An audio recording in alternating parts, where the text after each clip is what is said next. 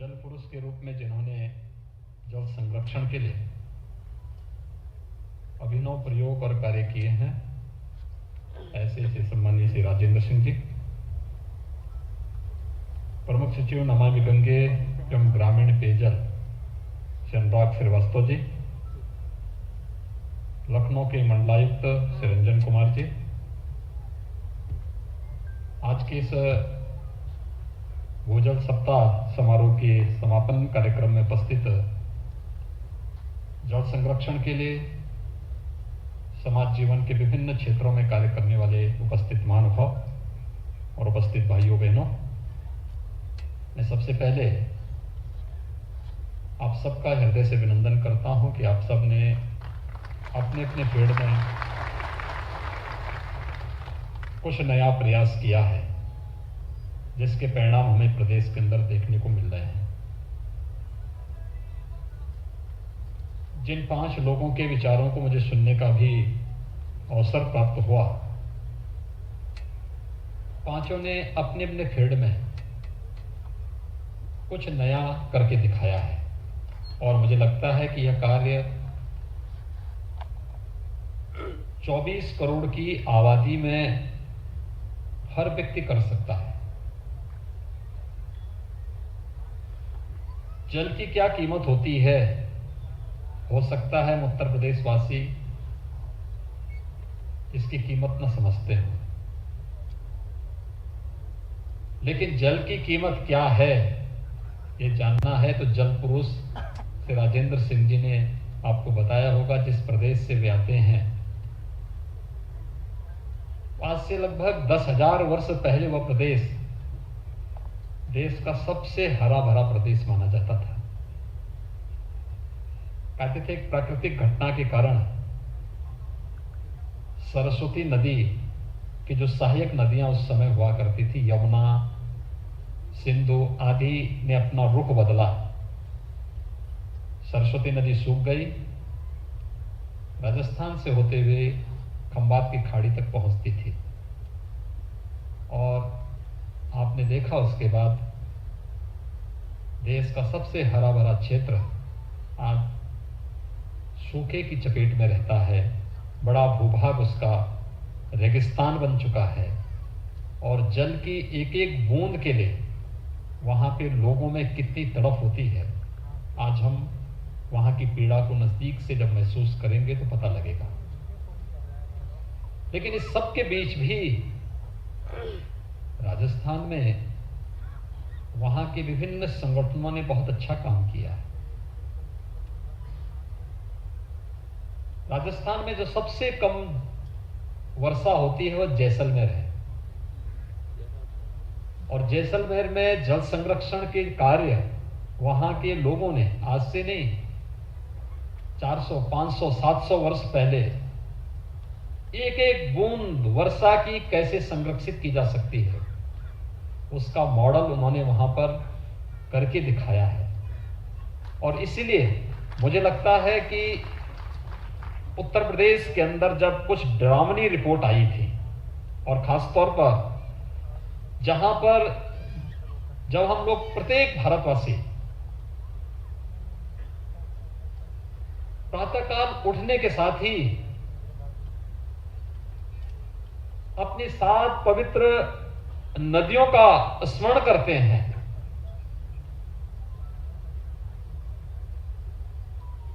तो उनमें से हम सबको गौरव की अनुभूति होनी चाहिए कि उनमें से प्रथम 2 नदियां हमारे उत्तर प्रदेश में हैं और दोनों का संगम उत्तर प्रदेश के प्रयागराज में होता है। नमामि गंगे परियोजना के माध्यम से आदरणीय प्रधानमंत्री जी ने गंगा नदी और उसकी सहायक नदियों की निर्मलता के लिए जो अभियान प्रारंभ किया, आज उसके सार्थक परिणाम सामने आए हैं। जो चुनौतियां हमारे सामने हैं और उन चुनौतियों के कारण ही आज जो स्थिति है, उसमें से एक समय ऐसा भी आया था जब प्रदेश के अंदर 287 विकास खंड में प्रतिवर्ष 20 सेंटीमीटर से अधिक की गिरावट देखने को मिली थी और 77 ऐसे विकास खंड थे जिसमें 1 मीटर तक प्रतिवर्ष भूजल स्तर में गिरावट देखने को मिली थी।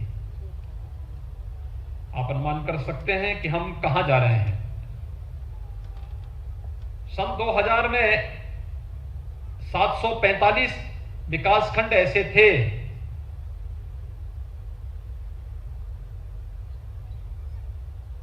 जो यानी लगभग 825 में से 823-24 में से 745 विकासखंड ऐसे थे जो सुरक्षित स्थिति में थे, लेकिन इनकी संख्या घटी है। यह सच है कि पिछले 4-5 वर्षों के दौरान हम लोगों ने जो कुछ प्रयास किया है तो क्रिटिकल से हम उसको सेमी क्रिटिकल तक तो पहुंचाए हैं। जो एकदम डार्क जोन में आ चुके थे उससे उसको भरने का कुछ प्रयास हुआ है, लेकिन पिछले 20 वर्षों के डाटा आंकड़ों को अगर जब हम देखते हैं तो 20 वर्षों के आंकड़े एक डरावनी तस्वीर इस क्षेत्र में हमारे सामने प्रस्तुत करती है। और इसलिए जल संरक्षण की इस आवश्यकता को ध्यान में रख करके ही जब आदरणीय प्रधानमंत्री जी ने 2019 में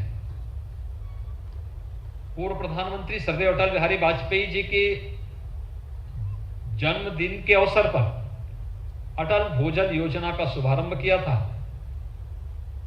तो प्रदेश के जिस 10 जनपदों को इसके लिए चयन किया गया था उन 10 जनपदों के साथ ही प्रदेश के अंदर सभी 75 जनपदों में और सभी 826 विकास खंडों में हम इसे एक साथ लागू करेंगे, इस विश्वास के साथ यह भूजल योजना को लागू करने का जो कार्यक्रम बना था आज उसके कुछ सार्थक परिणाम देखने को मिल रहे हैं। लेकिन हमें इसमें बहुत कुछ अभी करना है।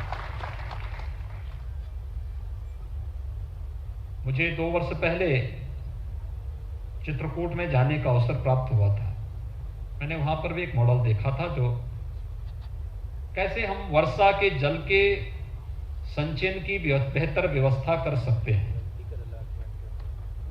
मैंने वाराणसी में भी देखा था, वाराणसी मॉडल के रूप में हम लोगों ने इसे लिया था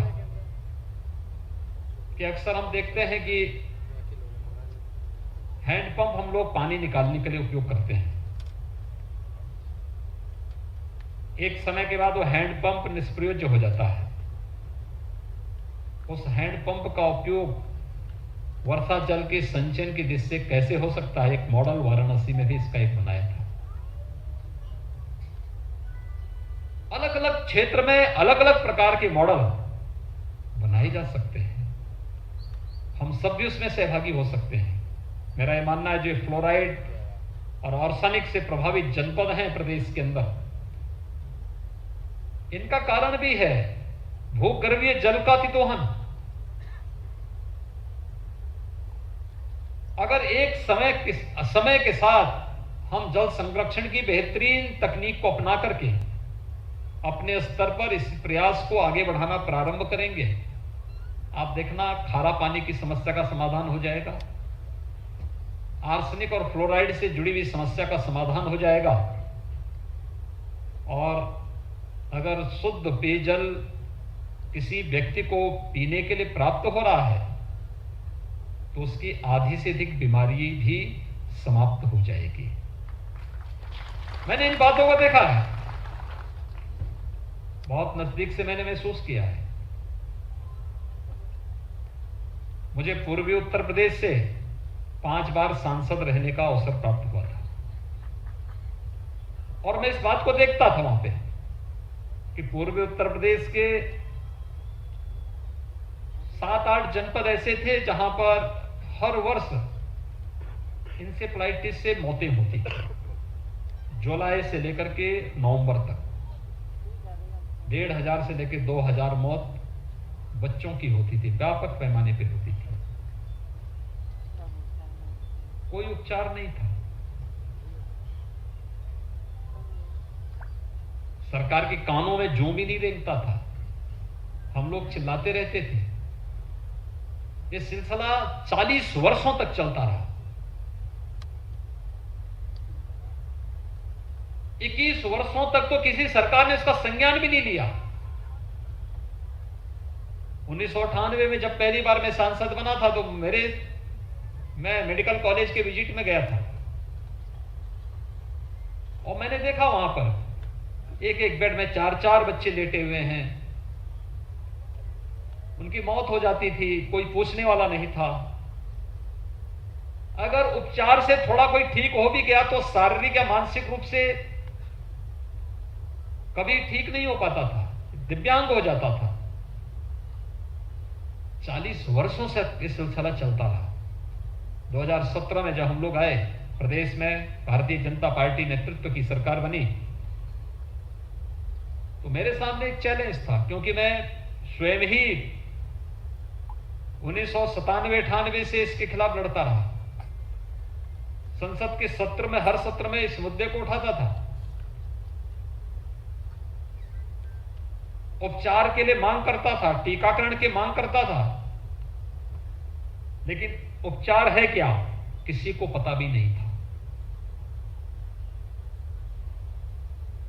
इस पे लगातार काम करते करते अंत में मैं इस निष्कर्ष पर पहुंचा था कि हम लोगों को यहां की जीवन पद्धति को, व्यक्ति को अपने जीवन पद्धति को थोड़ा बदलना पड़ेगा। और इसका कारण क्या है? 2017 में हम लोग आए, तो 17 में आने के बाद मैंने स्वास्थ्य की सुविधाओं को वहां पे स्ट्रेंथन तो करने का प्रयास किया ही, लेकिन मैं इससे भी महत्व इस बात को मानता था कि हमें वहां पे लोगों की सामान्य दिनचर्या और उनकी कार्य पद्धति में, उनके रहन सहन की पद्धति में थोड़ा बदलाव करना पड़ेगा। रहन सहन और सामान्य जीवन पद्धति में क्या बदलाव हो सकते हैं, इस पर जब मैंने अंतर विभागीय समन्वय समिति बनाई तो 2 चीजों पर हमने फोकस किया था। एक स्वच्छता पर और दूसरा शुद्ध पेयजल पर। हम लोग इस निष्कर्ष पर पहुंचे थे कि अगर साफ सफाई है और शुद्ध पेयजल की आपूर्ति है तो इस बीमारी को नियंत्रित किया जा सकता है। स्वच्छ भारत मिशन के अंतर्गत जब इस अभियान को आगे बढ़ाया गया, हर घर में जिसके पास अपना स्वयं का टॉयलेट नहीं था, एक टॉयलेट उपलब्ध कराया गया। स्वच्छ भारत मिशन के अंतर्गत हर परिवार के पास एक टॉयलेट बनना। और जो संभावित क्षेत्र थे जहां पर, जिन गांवों में, जिन मोहल्लों में इस प्रकार के बच्चे निकलते थे, उन क्षेत्रों में पाइप पेयजल की स्कीम को लागू करना। पाइप पेयजल की स्कीम को वहां पे हमने लागू किया। जहां पर पाइप पेयजल की स्कीम में देर थी तो वहां पर हम लोगों ने पेयजल के लिए कुछ अवेयरनेस के कार्यक्रम भी बनाए। भाई ठीक है, हैंडपंप ही है, लेकिन इस पानी को उबाल करके आप पीजिए, जल का दुरुपयोग रोकिए। अब आश्चर्य करेंगे कि 40 वर्षों से जो एक समस्या बनी हुई थी, हर वर्ष 1200, 1500, 2000 तक बच्चों की मौत होती थी, 3 वर्ष में मौत के आंकड़े घट करके 95% कम हो गए हैं। अब आश्चर्य करेंगे, वहां पर इंसेफ्लाइटिस से मैं इस बार 2 बार वहां से विजिट करके आ गया हूं। इस समय कोई नहीं कह रहा है वहां पे कि इंसेफ्लाइटिस कोई मुद्दा ही नहीं इस समय। और केवल उसी में नहीं, आखिर डायरिया का कारण क्या है? बहुत सारी ऐसी जलजनित बीमारियां होंगी, लेकिन ये शुद्ध पेयजल आपको मिलेगा तब जब आपके पास जल संरक्षण के लिए उचित जल संसाधन होगा, और उस पर हमें ध्यान देना होगा। आप देख रहे होंगे बरसात का समय है, खूब बारिश होती है और बरसात का ज्यादातर पानी बह करके निकल जाता है। हम लोगों ने कानून बनाया है, सरकारी भवनों के लिए हम लोगों ने व्यवस्था लागू की है। विकास प्राधिकरणों से इस बारे में कहा कि आप लोग नक्शा पास करने के लिए कुछ मानक तय करिए, रेन वाटर हार्वेस्टिंग की एक व्यवस्था बनाइए, उसको भी हम लोगों ने लागू किया है। लेकिन कोई भी कार्यक्रम, कोई भी अभियान तब तक सफल नहीं हो सकता जब तक कि वह जन आंदोलन का हिस्सा न बने। एक एक नागरिक की सहभागिता जब तक उसके साथ नहीं जुड़ जाती है, तब तक उसको सफलता की ऊंचाइयों तक ले जाना हमेशा एक चैलेंज होगा, एक चुनौती बनी रहेगी। और यह जो आयोजन है भूजल सप्ताह का, यह इसी के साथ जोड़ करके हम लोगों ने बनाया है। अनेक इसके आयाम हो सकते हैं। बहुत सारी जगह जो पुराने तालाब थे, उन तालाबों के संरक्षण की, उनकी फिर से खुदाई की, खेत तालाब की योजना बुंदेलखंड में, प्रदेश के अंदर अन्य जगहों पे लागू की गई। चेक डैम के माध्यम से भी बहते हुए पानी को, बहाव को रोक करके जल संरक्षण के कुछ नए उपाय अपनाने के प्रयास हुए हैं। रेन वाटर हार्वेस्टिंग के माध्यम से इन कार्यक्रमों को आगे बढ़ाने के कार्यक्रम हुए हैं। पुराने तालाब और कुओं को डिसिल्टिंग करके उनके संरक्षण के भी कार्यक्रम युद्ध स्तर पर चल रहे हैं। व्यक्तिगत स्तर पर भी, शासकीय स्तर पर भी, समाज के सहयोग से भी ये कार्यक्रम चल रहे हैं। अन्य तमाम प्रकार से इन कार्यक्रमों को आगे बढ़ाने का कार्य हो रहा है। साथ साथ सरकार के स्तर पर वृक्षारोपण का भी एक बृहद अभियान प्रारंभ किया गया। मुझे बताते हुए प्रसन्नता है कि हम लोगों ने 2017 से अब तक प्रदेश के अंदर जुलाई प्रथम सप्ताह में वृक्षारोपण महाअभियान के कार्यक्रम के तहत लगभग 100 करोड़ वृक्षों का अब तक प्रदेश के अंदर उन्हें लगवाने की कार्रवाई संपन्न की है। हर बार उसकी संख्या बढ़ती गई। कोरोना कालखंड में विगत वर्ष भी और इस वर्ष भी, विगत वर्ष लगभग 26 करोड़ वृक्षारोपण हुए हैं और इस वर्ष कोरोना के बावजूद भी 30 करोड़ से अधिक वृक्षारोपण का कार्यक्रम सफलतापूर्वक प्रदेश के अंदर संपन्न हुआ है। अभी मैं जल पुरुष से बात कर रहा था, राजेंद्र सिंह जी ने इस क्षेत्र में बहुत अच्छा काम किया और उनकी चिंता भी है।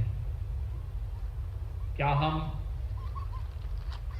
गंगा जी के तटवर्ती क्षेत्रों में कुछ कार्य कर पाएंगे? और जो कार्य हुए हैं, आप याद करिए, जो गंगा के तटवर्ती क्षेत्रों में जो लोग निवास करते हैं, विगत वर्ष फरवरी माह में हमारी सरकार ने 2 यात्राएं निकाली थी। एक यात्रा बिजनौर से चली थी और एक यात्रा बलिया से चली थी। इन 2 यात्राओं के माध्यम से गंगा नदी की पवित्रता और निर्मलता को बनाए रखने के लिए आदरणीय प्रधानमंत्री जी के संकल्प के साथ जुड़ने के लिए हम लोगों ने इस कार्यक्रम को आगे बढ़ाया था। उसमें अनेक प्रकार के कार्यक्रम हम लोगों ने रखे। एक जागरूकता का रखा था, दूसरा गंगा जी के तटवर्ती क्षेत्रों में जितनी भी खेती बाड़ी होगी, क्या हम उस खेती को जैविक खेती के साथ जोड़ करके आगे बढ़ा सकते हैं। सरकार ने उसके लिए एक अलग से स्कीम बनाई। जो भी किसान अपने खेतों में खेत के मेंढ पर फलदार वृक्ष लगाना चाहेगा, हम वृक्ष फ्री में देंगे। गंगा जी के तटवर्ती क्षेत्र में एक निश्चित दूरी तक के खेतों में जो केवल फलदार वृक्ष लगाएगा और इस बात के साथ कि सभी बिना किसी केमिकल और फर्टिलाइजर के जैविक पद्धति से इस बागवानी को आगे बढ़ाना चाहता है, सरकार ने 3 वर्ष तक उसे अनुदान के साथ जोड़ने के लिए और फ्री में फलदार वृक्ष उपलब्ध कराने के लिए उनको अपने साथ जोड़ा है। इसके साथ ही सरकार ने यह भी तय किया, गंगा की तटवर्ती क्षेत्रों में और अन्य प्रमुख नदियों के तटवर्ती क्षेत्रों में व्यापक वृक्षारोपण हो। वृक्षारोपण एक अभियान, एक औपचारिकता न बने। छायादार वृक्ष हों, फलदार वृक्ष हों, औषधि युक्त वृक्ष भी हो सकते हैं, इमारती लकड़ियों के भी हो सकते हैं। जो एक औपचारिकता होती थी कि यूकेलिप्टस लगा दो, पॉपुलर लगा दो, उसी को गिन लेते थे। हम लोगों ने कहा नहीं, यूकेलिप्टस और पॉपुलर को इससे बाहर कर दीजिए। इसको इंडिविजुअल अगर किसी को लगाना है वो अपना लगाए, सरकार देगी पीपल, बरगद, पाकड़, नीम, बीजू आम या फिर उस प्रकार के वृक्षों को देगी और वो पौध हमारी नर्सरियों में तैयार होगा। हमें पहले वर्ष, दूसरे वर्ष अन्य नर्सरियों से पौधे खरीदने पड़े थे। शेष जितना भी पौध हमारे पास आई वह शासकीय नर्सरियों में ही हम लोगों ने 35-35 करोड़ तक तैयार की और व्यापक पैमाने पे उसको हम लोगों ने किसानों को, विद्यार्थियों को, अलग अलग विभागों को भी वितरित किया। संरक्षण की व्यवस्था भी की। केवल वृक्ष लगा देना मात्र नहीं था, उसकी सुरक्षा भी आवश्यक था। थर्ड पार्टी ऑडिट के लिए हम लोगों ने फॉरेस्ट रिसर्च इंस्टीट्यूट को इसके लिए नामित किया और उनसे कहा गया कि भाई आप इसको देखेंगे, इसका सर्वे करेंगे, रिपोर्ट दीजिए, हमें रिपोर्ट दीजिए। अच्छे परिणाम सामने आए।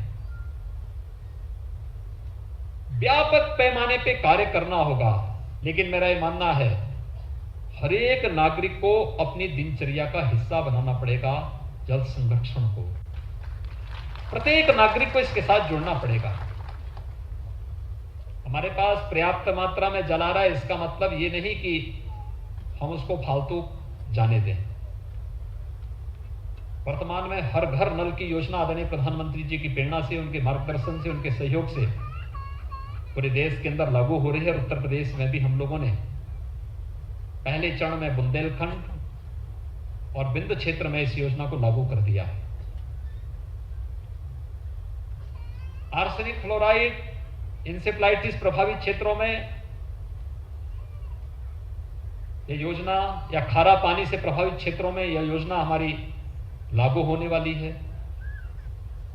प्रदेश के अधिकतर क्षेत्रों में हमारा प्रयास है कि इस वर्ष के अंत तक 50,000 राजस्व गांवों तक हम इस योजना को लेकर के जाएं। लेकिन हर घर तक नल की योजना पहुंचा करके हर घर तक शुद्ध पेयजल की व्यवस्था उपलब्ध कराने के साथ ही आपकी जिम्मेदारी और प्रत्येक नागरिक की जिम्मेदारी भी बनती है कि हमारे घर में नल का पानी आ गया तो इसका मतलब ये नहीं कि हम दिन भर नल का पानी खुला छोड़ के रखते हैं। मैं भी देख रहा था बहुत सारे मॉडल बने हुए हैं और आपसे भी मैं आग्रह करूंगा आप जाकर के देखें घर के वेस्ट वाटर को फिर कैसे रीयूज किया जा सकता है। हमें उन पद्धतियों को अपनाना पड़ेगा। बरसात के जल के संरक्षण के लिए क्या क्या नई तकनीक आई है, उनमें से किसी एक को या उसमें और भी संशोधन करके किसी एक को आप आसानी से अपने यहां भी लागू कर सकते हैं। हर एक जगह संभावनाएं हैं। जन टीवी की लेटेस्ट अपडेट पाने के लिए हमारे चैनल को जरूर सब्सक्राइब करें और नोटिफिकेशन पाने के लिए बेल आइकॉन दबाएं।